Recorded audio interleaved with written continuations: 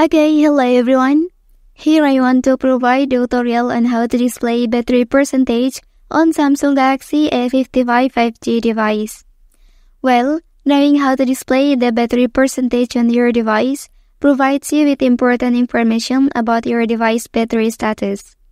Instead of just being a graphical representation of the battery level, having the percentage display allows you to see exactly how much battery life you have left in numerical form.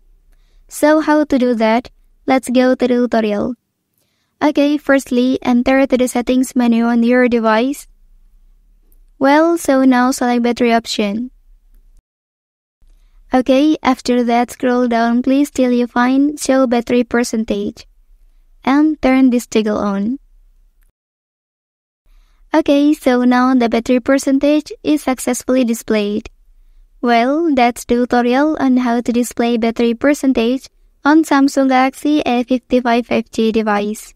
If you are helped by this video, don't forget to like and subscribe to get other information from this channel. Thank you.